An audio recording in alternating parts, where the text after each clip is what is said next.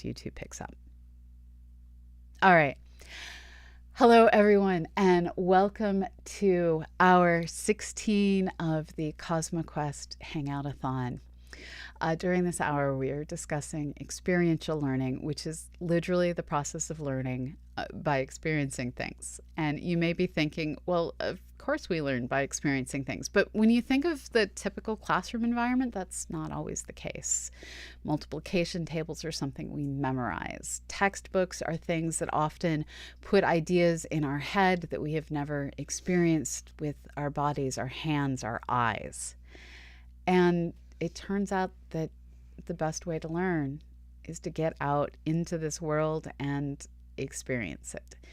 And sometimes the way you get out into this world to experience it is actually to step into Minecraft, to step into virtual reality, to look through a camera mounted to the International Space Station. And this is where I am excited to have joining me Dr. Jason Bott, who is someone who has worked in a number of impressive educational programs, including robotics, which is a way to get kids learning about electronics and programming in a way you can't do any other way.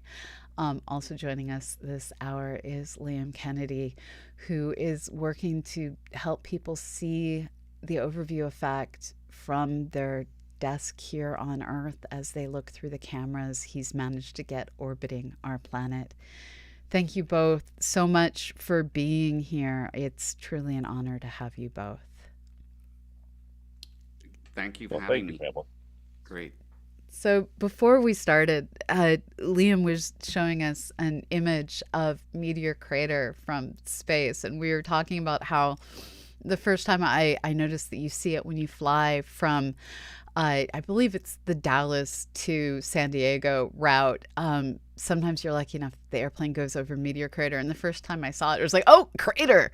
Wow, it looks just like it does if it's on the moon or something, which like my brain has a really dumb internal dialogue sometimes. But then you showed us the outer space perspective, and it's just this small dot going by. Can you point to it? I'll. So this was just a couple of hours ago. I'm going to scroll it back a bit. This is just from our YouTube live stream. The channel name is up there, called Sen. And it's really tough to see probably on this little bit here, but there's a little itty bitty little crater there. And bringing it into the experiential version of this. So I used to be a planetarium lecturer at the Griffith Observatory some 20 plus years ago. And at the Griffith Observatory is one of the places where you can literally hold a bit of the meteor, I guess it's the meteorite, that created that crater. So there's a nice little bit of bridging between experiencing, what it's like to hold something that created that crater. And now I'm lucky enough to be Space TV Director for Sen. And this is a way of bringing the public live in viewing the Earth. And I would say that is an experience. Although you're looking at it, it's passive, because it really does bridge from, a passive photo or a video that you're looking randomly that, oh, here's one we captured earlier. I know I'm doing that now. But nevertheless, this is something when students get to experience this in real time, there's a different opportunity available for learning and for questions and things like that. So were you on the right side of the plane when you saw it, or the left side? Do you remember? I would have been on the right side of the plane. Yeah, there you go. That's what I would think too. So yeah, so everyone remember, when you're going from, is it Dallas to San Diego? Yeah. Make sure you're on the right, or the technical way of saying that is the starboard side of the plane. Yeah, I have so many pictures on my phone, because your phone records your GPS position while you're taking the pictures. And then I can go back and try and figure out what that weird geological thing I was looking at happened to be. And they almost always turn out to be a volcanic something or other. There are so many amazing features where, in particular, volcano went off sometime in the distant past, laid down, extremely high density, doesn't corrode easily, doesn't weather easily, stripe of something across the landscape. And then everything around it, the sandstone around it, eroded away. And you just end up with this line across the landscape that's truly amazing. These are the things that fascinate me. And I only play a planetary scientist on the internet, and a skunk just walked past my window. Sorry, I'm going to be distracted for a moment. Um, we're in the basement, so it was quite close. Oh gosh. And there's no route in, hopefully. So um, so Anakin Luke is asking, where do I find the overview effect site? Liam, where can they find the Yeah, video? so on YouTube, if you just it's youtube.com/ at sen. So like it's at CosmoQuest for you guys. Yeah. Is just the channel is at sen, SEN. And if you add a /live on the end of that, you will get the live feed. We're in a really weird, amazing time on the space station right now Yeah. because everyone hears there are 16 sunrises and sunsets every day that astronauts get to see, except there's a little rider to that, except when the sun doesn't set for 5 days. It does that twice a year, approximately twice a year, and that's what we're in right now. So we're riding close to the day-night terminator. So we have slightly different challenges in how to operate our camera payload during this time, but it's fun. It is a lot of fun. And bringing back what you said, Pamela, about you take these videos, photos, they're geotagged. You don't necessarily know what they are initially, but it inspired you. I very much hear in that. You then go and do some research and you find out what was that thing actually that I saw. Yeah. And that's what students do with these. That's exactly the gateway. This is the ore, and it takes students beyond being passive observers into, I want to find out about that. There's volcanic flows. We just missed it, I think, on the pass that I was showing you back here. It's just near White Sands. Yeah, I think this one went near Albuquerque. Sorry, everyone, for scooting us back. 5 miles per second apparently isn't fast enough for me. Yeah, Albuquerque was just off the right here, but is it the Carrizo? Anyway, someone knows what they are. There's an amazing lava flow that you get to see here. But this is Santa Fe, and Los Alamos is right on that. In this area right here. So that's responsible for all of those uh, yeah, all of the nuclear bombs that Yeah. went Yeah. right down there. Anyhow, So, Jason, we in the really meantime, appreciate you suffering with us. Jason, unfortunately, oh has caught the gosh, flu that is going around. Folks, Yeah, mask up out there. It's brutal this year. it is brutal this year. It's been a rough time, but you know, hmm so it's yeah, part of the world we're living in. It's what's actually funny is I'm confident the reason I've caught this is very tied directly to this topic. I've started back in the last 2 months teaching robotics at various elementary schools for after school programs. Uh huh. And, I've been a teacher years ago. I haven't been around elementary kids that long in a while. And all of a sudden, every day I'm putting back these Lego kits because we use the Lego robotics, the We Do Yeah. programming system, and then, all their other things. And I'm realizing probably in a given week, I've got 100 or more little kids that are touching these Legos and doing all sorts of things. And I'm touching them. I'm realizing, oh my God, it's been like every other weekend I've been sick since I started this, but Yeah. it's experiential learning. You got to get in there, you got to touch things, you got to move things, and occasionally you'll pick up a bug. yeah. My Yeah. connection with that, Jason, is this is the Raspberry Pi version of my ISS above that tracks the station lights up. This was one that was sponsored by ARM. They sponsored a bunch to go into libraries, but I have microcontroller versions of this as well that allow you to code to track any satellite That's And cool. I'm Wow. all about lighting things up. My experiential learning starts with my 3 year old grandson. This was in 2013.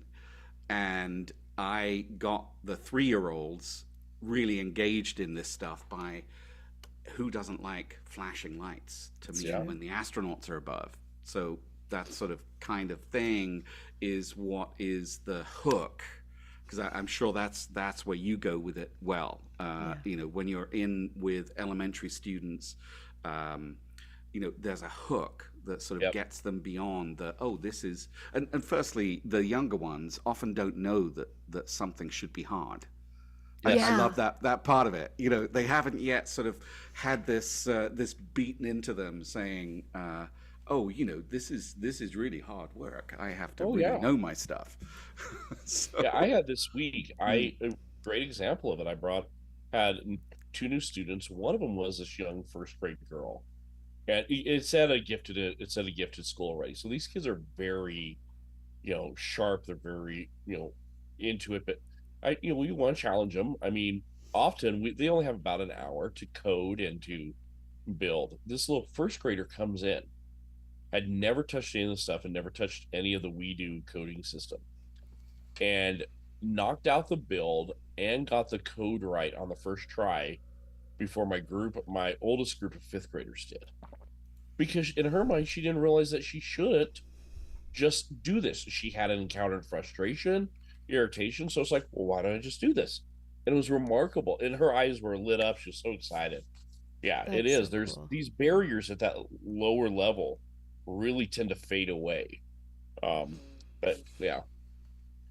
I thought so. Bridging from what you just brought up, this is I'm going to show you just a couple of slides through to my webcam here.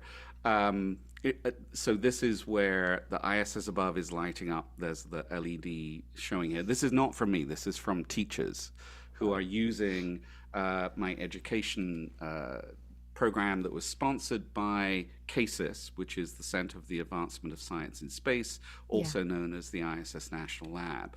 But this is a really sort of simple way of doing that. You'll see that there are a lot of grinning students over here. And what they're really doing is during a live pass at the space station, they get to become human pointers to the space station.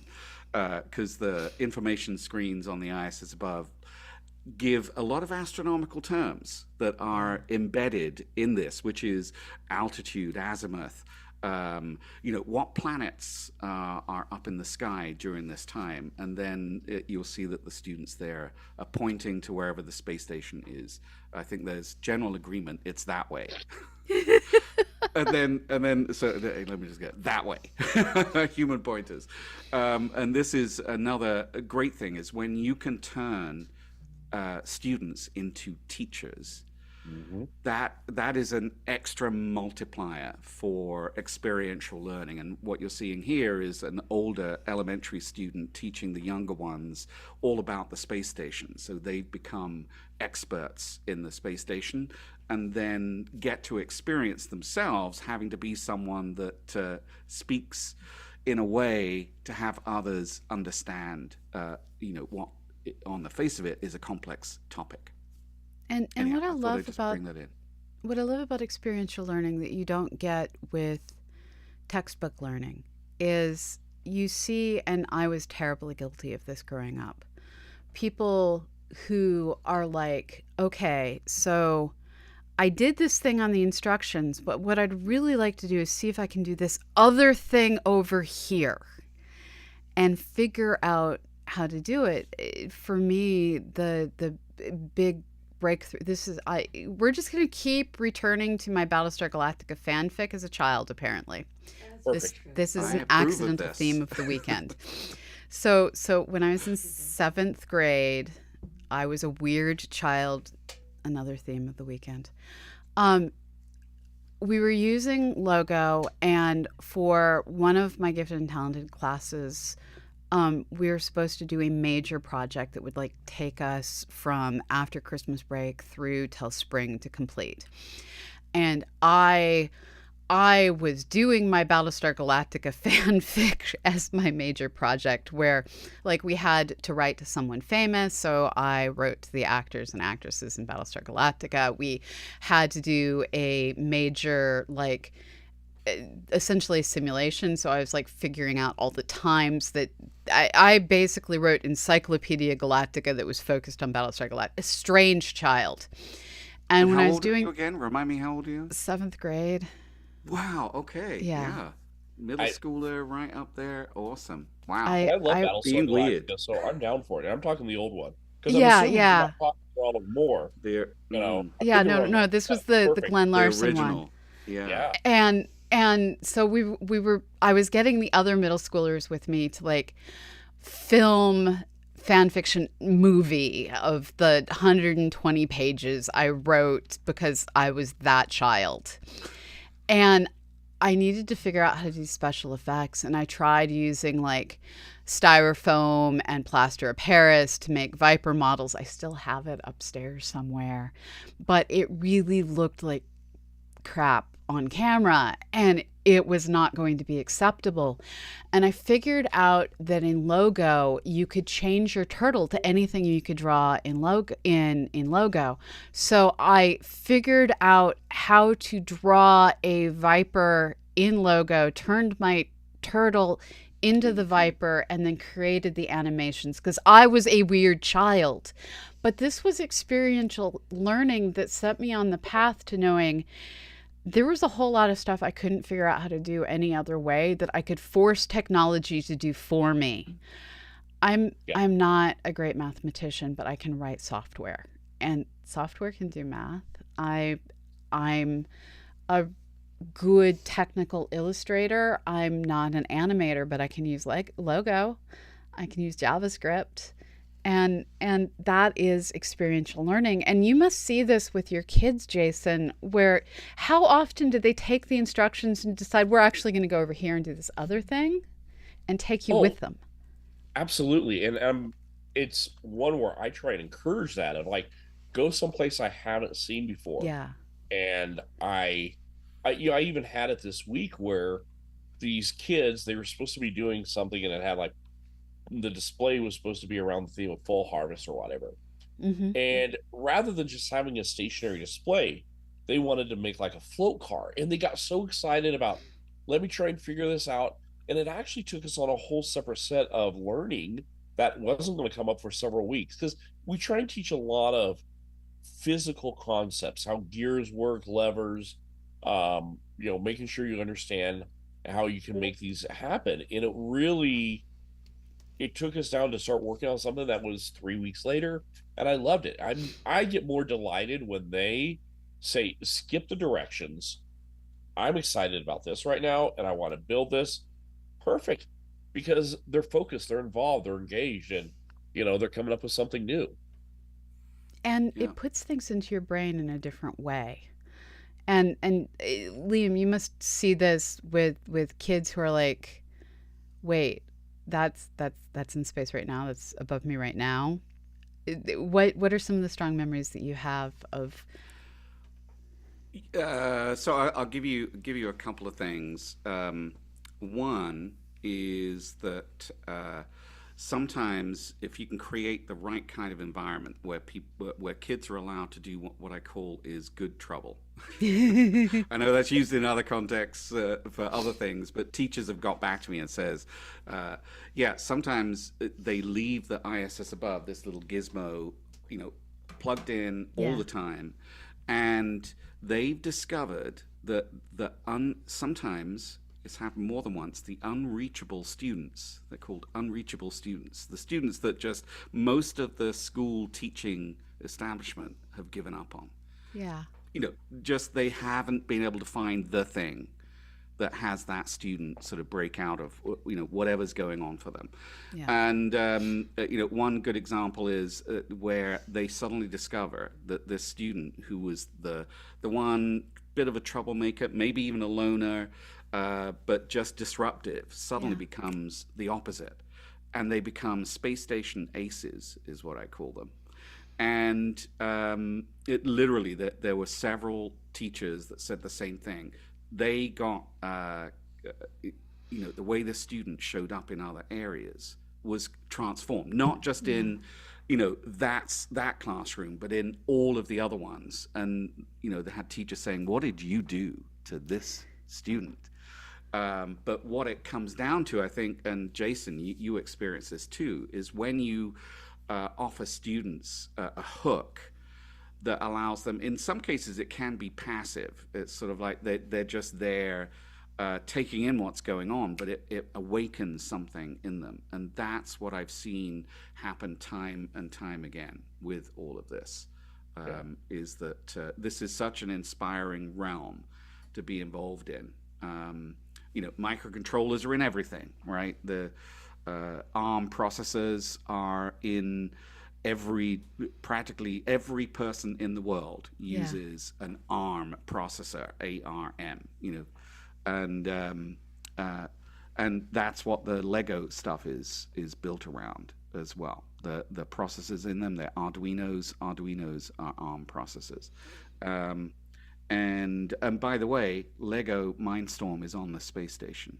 There's at least one education partner with the ISS National Lab. I'm one of them, but there are many of them, and they build Lego Mindstorm capable systems where you can build code on the ground. It gets shipped up to the space station. Your code runs, in this little Wow. environment, and with video and with flashing lights and stuff going on. Uh, and there's a AstroPi version. I think someone tried to. They didn't call it that, but it was trying to sniff out astronaut farts. So I did say that. So I have to ask, is there a place online to go and get the Raspberry Pi plans and instructions to create one of these boxes from scratch to have it notify you, hey, ISS Yeah, up there there should now. be. So there's my ISS Above thing, which is this thing that you can Hmm. buy on issabove.com, Hmm. and that comes pre-made. Yeah. Most teachers go for this just because it's something that they can just have in the classroom. But the other side of it are, the microcontroller version. Do I have a version here? It looks like I have temporarily just. I've got a graveyard. They're not really graveyards, but I've got Raspberry Pi Zeros here and other stuff, but can't find the one that works off the Raspberry Pi.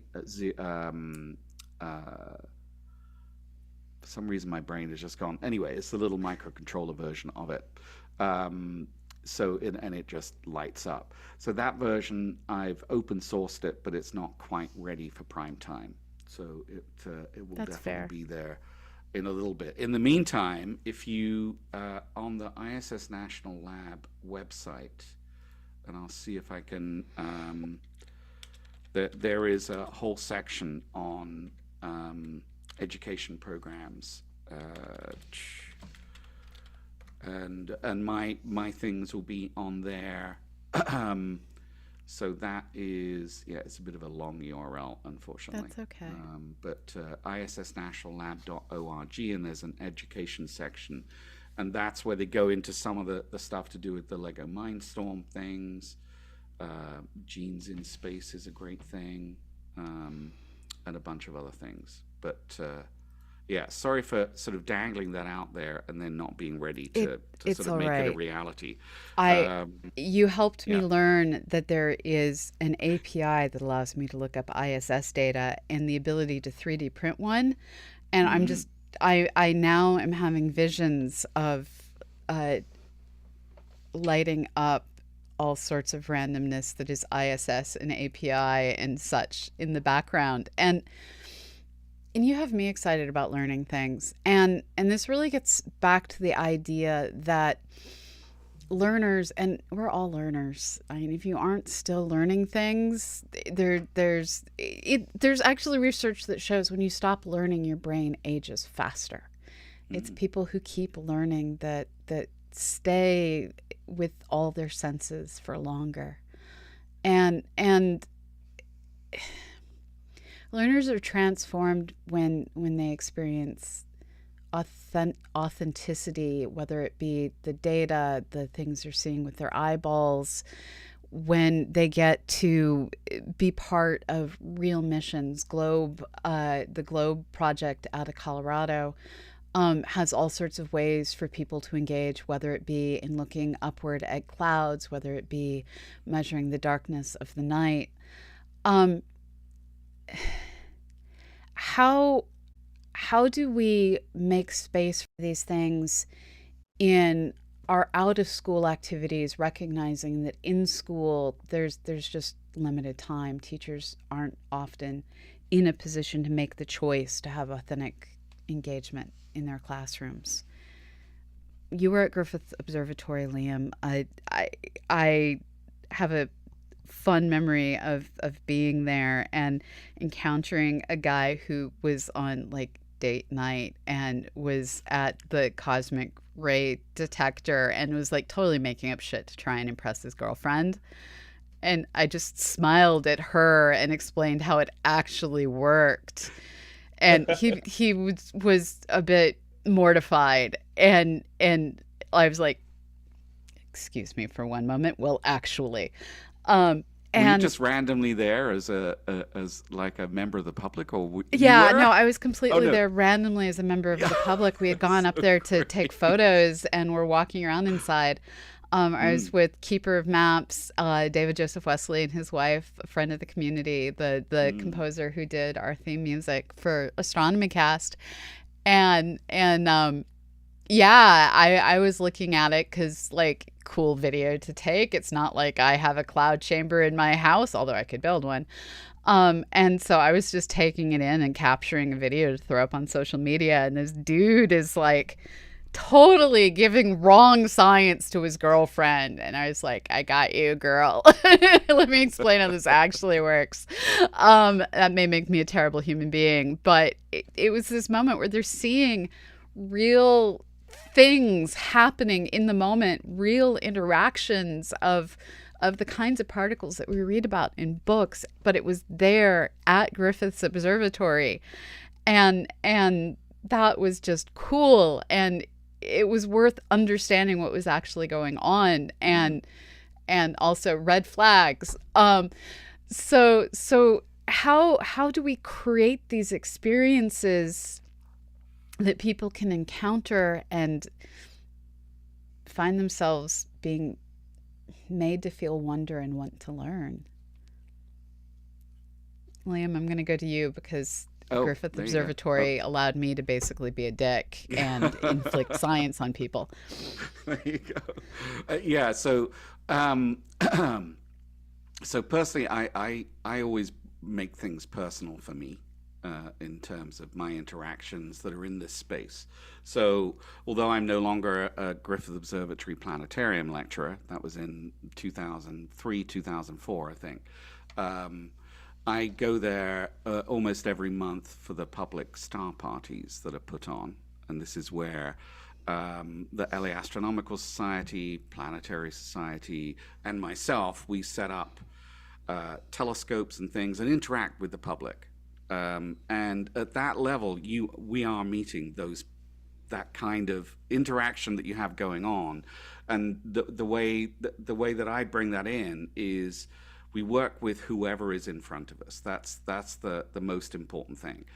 Whoever is there and are curious about what is going on, they are the current most important thing for me, is to find a way that has them sort of the key to getting interested in what's going on. And there are 15,000 people that come along, oftentimes to these star parties. So we're out on the lawn in front of the Griffith Observatory main building. That's where there are a bunch of telescopes all set up, and I have the satellite tent. So everyone's looking up, I'm looking down. So showing them all the stuff to do with the space station. And now there are parents bringing their students along on these days to sort of get a sort of a shot of inspiration in their arm. And yes, accuracy is important. So it's important to not give inaccurate information or to have folks sort of be sidelined into a an area where it really isn't going to lead them to the pot of gold, which is being inspired by all things space in my realm. Um, and so yeah, so that's where I am with that now. I'm very happy to say that the Griffith Observatory now has these live views behind me here on their exhibit in the basement area of their exhibit area. When did you go there? Was it It in was after 2005? no, it was before the well, yeah, after Yeah, after 2005, two. before Yeah, the so you pandemic. definitely yeah. So you went in the new version. Yeah, yeah. Yeah, because when I was there, it was when they were closed. Oh, I literally worked for them when they were closed oh because no. they set up a little mini planetarium that was down by the LA Zoo, and I ran Okay. little personalized planetarium shows. It was awesome. It Yeah, was yeah, awesome. those little domes are Unscripted, amazing. and that's part of what I guess unscripted is a theme for me. Yeah. It might just be that I'm just a guy who likes to wing it. So Mm, there's this moment that can occur when you're helping people learn things where they go from yeah I'm listening to I am engaged and this is mine now, and they take yes. ownership of the knowledge. Mm. You must see that, Jason, with robots. How what are the things that help kids make that transition from the classroom, I am ingesting facts I will regurgitate onto an exam, to being little engineers who are taking ownership of the knowledge?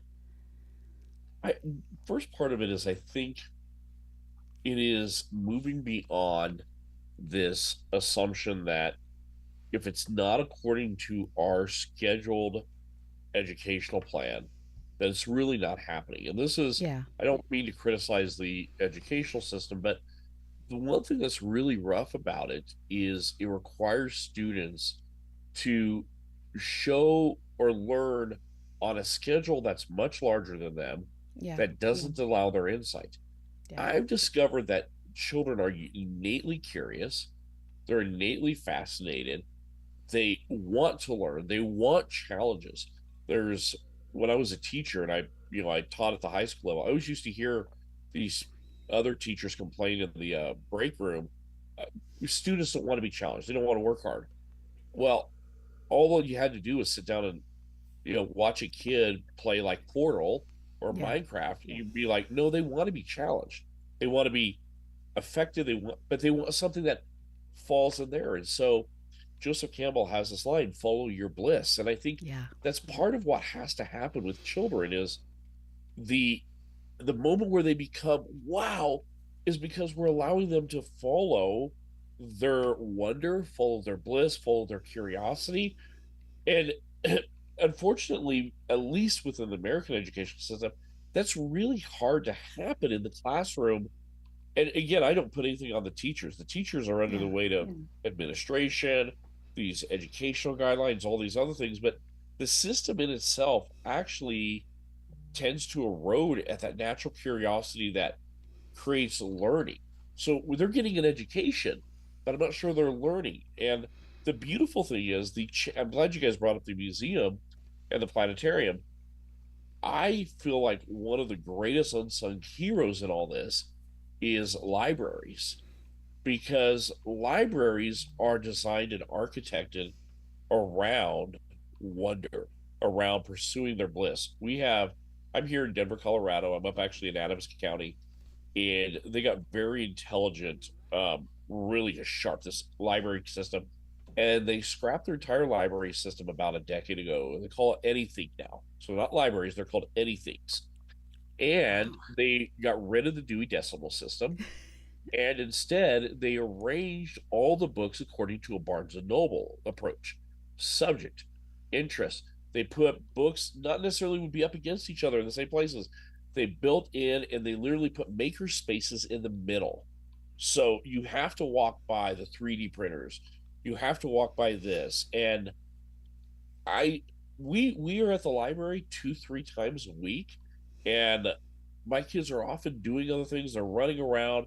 I've got a book there. I get excited, and they're constantly. The other thing I love is they're constantly bringing in mentors in the local area. People who the other day they had a blacksmith there, and they had a portable forge, and my kids were so excited. They had a glass blower, teaching how to blow glass, doing it in front of them, and I'm like, that's what it is. When you show them, all of a sudden they're going to be like, ah. But it's often this learning doesn't happen in the standard 7:38 a.m. to 3 o'clock range. It happens outside of that. Yeah. No, that's entirely So that's true. called Anything Libraries in Denver. Anything. Anything. I got it. Yes. Yes, I found it. I would really I Anything honestly Libraries. I love libraries. I think the anything system might be the best library system I've ever encountered. It is Mhm. brilliant how they do it and how they encourage it. And like they even have a on staff teen liaison that their whole job is just to engage with teenagers to come up with cool programs. So, my 14-year-old now does Dungeons and Dragons at the library, but then they also do their queer book group the next hour afterwards. And it's perfect. It's wonderful. And it's experiential. They're digging in. Jason, I need to work with you on getting connected to the Anything Library system because, yeah, I've got these ISS above devices in 52 Queens public libraries, and Oh, they're in the teen centers. And I went to visit recently. We were supposed to have a live NASA downlink with crew on board who are going to be interviewing students. Unfortunately, it was cancelled due to the government shutdown. So yeah. it's been delayed. It's going to be done in February, maybe January, February of next year. But what you said there really sort of speaks to my own experience of how uh, libraries are precious resources. I think it's probably not in the term resource just is not enough to share what they are. And I Yeah. think Yeah. you created that so well based around your own experience with your kids as well. So yeah, everybody get out to your library, Yeah. and yeah, I definitely now want to go delve deeper into anything. What a great way to shake it up. Yeah. Yeah. That's what I see. Well, and they've really changed the thing I love about it is there's this kind of old stigma about what libraries should be, these Mm, quiet places. I will say they're not quiet. You go in there and they're perfectly okay. They want it to be a teenage hangout spot. They've got a cafe in there. There's one they just put up, and they decided they were going to marry this with a local community center. So the library occupies the same space as a local public gym, yoga, and they have a boxing ring. So, and here's the wonderful thing that I love about this: there's no barriers. You can walk from the library all the way to the boxing ring, and it's in the same place, and don't go through a single door. And I love that. I'm like, this is the way Yeah. it should be. This is wow. Is so that in much fun. Denver proper or in one of Thornton, the? Thornton, Oh, Thornton, and okay. Adams County. Yeah. Wow. Wow. So Definitely next time in the area. I work with the Library Telescope program that's run by Don Finken. And one of the goals of the organization is to get telescopes into libraries all around the world, to take programs like we see out in the Northeast, like we have here in the St. Louis area, that often partner um, amateur astronomers and the local libraries to get these things set up, to get these things put together. And it's the kind of thing where we need to remember our local libraries are the ultimate free choice learning facilities. They are the places that store the knowledge, and no one wants to inflict knowledge more than a librarian. I love stories of people who had high school jobs at the library and they had the forbidden books behind the desk. And so they'd sit there as high school students reading the banned books. librarians are revolutionary, and they are there to help us make sure that civilization doesn't collapse at the end of the day. And yeah, participate in your library. Get a library card. A lot of them have online ways to borrow books. You just need that library card. Um, we we are all involved in different ways that help get people learning. And Ambius, one of our community members who worked with Space IL and did uh, community and school presentations for the Bereshit mission, points out that when he was doing science communications with children, one of his rules was never dumb it down, treat children as adults, and vice versa, by the way. So don't require your adults to be serious. Let them play. And don't require your children to be full of whimsy. Allow them to have serious thoughts and everything in between. Those are just the two angles that my brain always latches onto. Um, one of the things that somewhat haunts me is doing teacher professional development in Second Life with the University of Arizona Astronomy Island, and taking a whole group of teachers in there. And the first thing they did was they all stripped naked to see what their avatars looked like, and I was horrified. But that kind of experimental learning, and adults are full of they do the same things 3-year-olds do, it turns out. I was not prepared. Um, when you're working with people, how do you encourage play, encourage social that questioning spirit that is considered so childlike, but really we need as adults as well? How do you motivate that in the people that you're working with? I think one of the things that I've discovered, and this even works for me, is try and, if you can, get into a zone of almost timelessness. And what Yeah, I mean by that is the faster you can move to not having a schedule, to open up the space. Sometimes you've only got an hour or 2 hours, but yeah, the moment you say, okay, I've got to have an agenda, and so much corporate world, the educational world comes in here, and that works fine. But when you're trying to get people to experiment, you have to, first of all, allow for different pathways. yeah, In a way, learning is very quantum, like the slit experiment. The particle will take every path possible way. When you're in a classroom, maybe your goal is for them to learn this, but there's not one student that's going to take the line that you've said. Mm. And so you have to be open to this. There are kids who are like me. Well, I'm not touching this until I've read every little bit of the instruction manuals. I've sorted out all my Legos. I've put them in color categories. Then I can get creative. But then there's other kids who are just like, that picture looks good. I can make that. yeah, yeah, And the other option is also not spelling out the end result so specifically. Like sometimes puzzles, oh, this is what you're making. That limits the creativity. And we do it in the classroom. This is what you're going to get to. Instead, say, hey, we're going to try and get here. I don't care how far along in the process you get. If you get stuck here, keep working at it. And the other thing is, I will occasionally put in almost Easter egg challenges. I did this 2 weeks ago. There was this one little thing where they're having to make it rotated around an axis and it had a flywheel. But if you put the flywheel on the rod through the center axis of the flywheel, the device actually didn't work as well. But with these Lego things, they had a few extra holes around the outside. I said, if you put the axis on that outside hole, that'll make these little things jump up and down way better. But all I said was, when you guys get to the center and you're wanting to make these guys move, maybe rethink how you do that and just leave it, because then they'll come to that like, wait, we're supposed to do something different here. And so yeah. you open up that avenue towards curiosity. They may not figure it out. The first girl who did it took 2 classes before anyone actually figured out what I was talking about. And this one girl who did it, she was just like, I got it. Perfect. Yeah.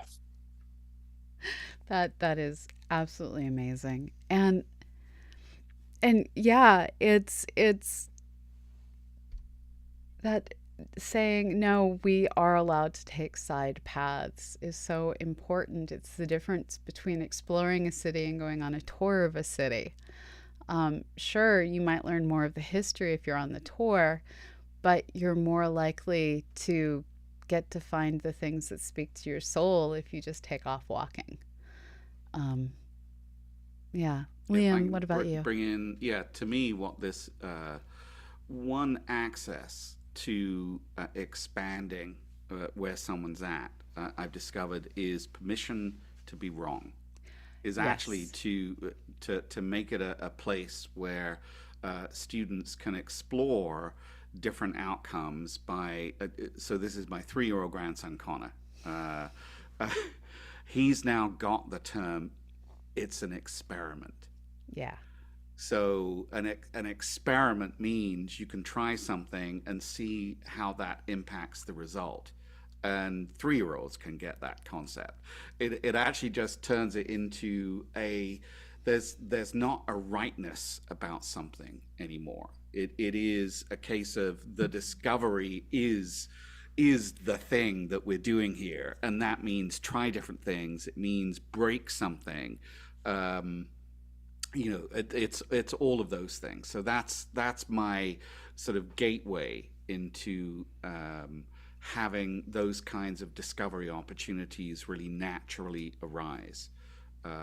So I think Jason, just everything you've shared about how you work with students is just so spot on as Yeah. far as empowering that kind of learning. So I've learned a lot just by listening to how you work with your students as well. So and yeah, that's what needs to happen in the world. We should just treat life as our own experiment, It's true. It's true. and then just you don't have to be right about everything. No. No, Isn't it's that? awful boring if you try. Hmm. I actually think that philosophy is great for every aspect of life. Because let's be honest, this whole thing is an experiment. Yeah. And it's learning should be a part of your everyday life. You Yeah. walk in the kitchen and do something different. Everything should have that type Yeah. of curiosity. I've got a camera on the space station today because that was an experiment for me. I made an impossible promise to myself and to everyone in the world that I was going to have an upgraded camera system better than what NASA was providing, and it may have been NASA's cameras were potentially going to be removed anyway. And I had no idea to do that. I'm not an aerospace guy. Yeah. But at every step along the way, you may look at it and think, oh, yeah, we've now got this. But the reason this happened is because I didn't get bent out of shape when a particular experiment didn't come through to the result of a camera on the space station. It was just growing the whole world of me creating this promise to have this happen. And yeah, there was not one moment across all of that where I ever felt like, oh, I'm a failure or whatever. It was all a case of there's the next step to do now, and it's just been an exquisite adventure along the way. That's what I want my grandchildren to get is life is an exquisite adventure if you don't get caught up in being right about a particular way that you wanted it to go. And Ambius makes another good point in chat saying I also would try to put in an I don't know in there when I could teach kids that it's okay to admit you don't know. And Yeah. even adults in places of Mm-hmm. authority sometimes don't know the answers, and that's okay. Not knowing is an opportunity to learn. And this is one of the things I like to point out is we do science not because we know everything, but because we want to. And we'll Mm-hmm. never get there, but it's in the striving that we really are our truest selves and striving to learn and know as much as we can. Now, before we go, if you could engage people in experiential learning in any context, no limits to money, what would you want to take people out and engage them with to get them learning? Jason. Wow, straight to me. One, if I could throw it towards anything at all, I Yeah. would very much encourage people to figure out whatever they're interested in, because there's not one experience that is going to pull them in. I mean, I'm Yeah. a lover of the local museum. I'm a lover of the local art museums. I love the libraries.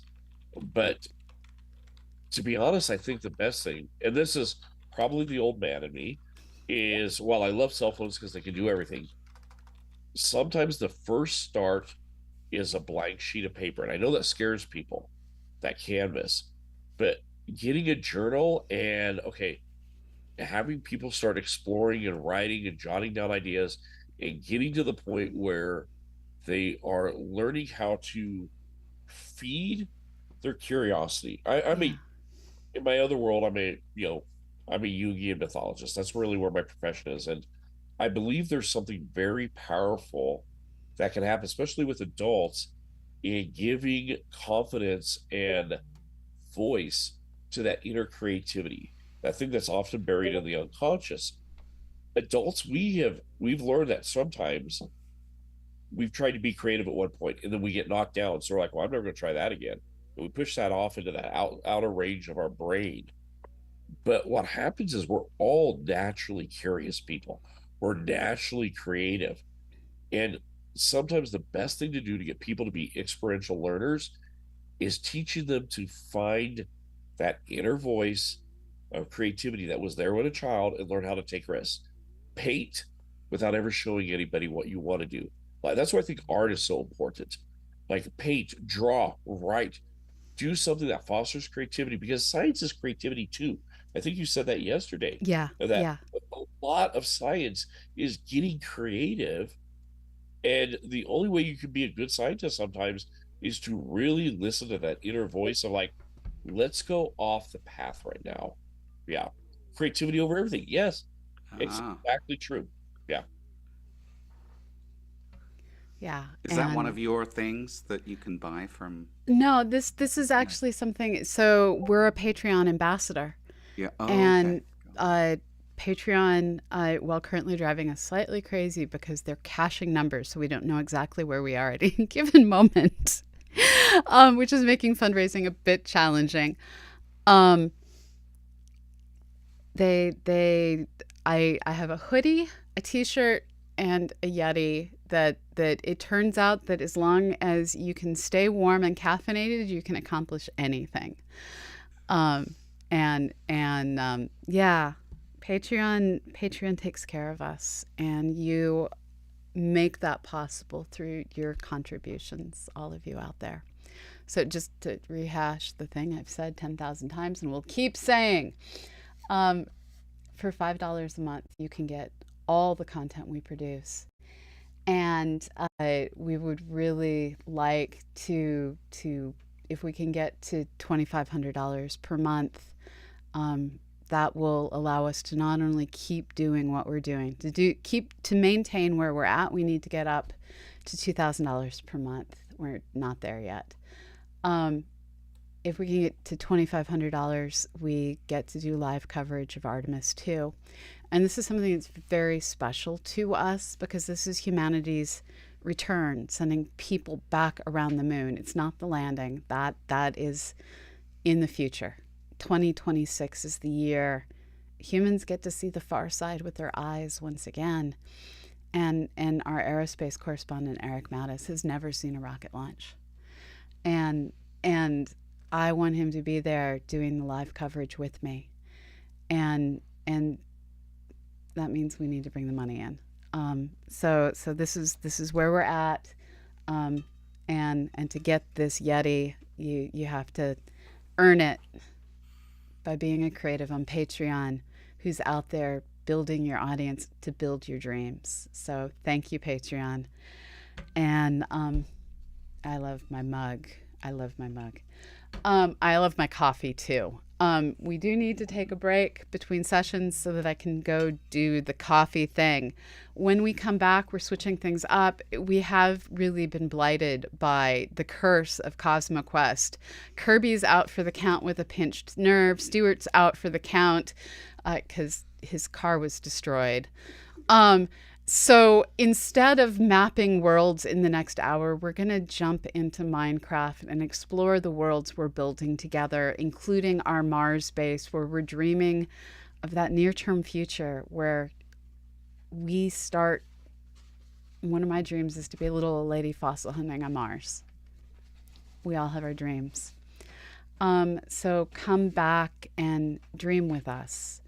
And for the moment, I'm going to throw to Rockets and the names of folks who joined our Patreon prior to December 1 at the $5 a month or higher level are going to scroll on by. So if you haven't joined our Patreon and you have the ability to do so, please consider doing so at patreon.com/CosmoQuestX. If you're able to do more and give more, we will turn it into science education.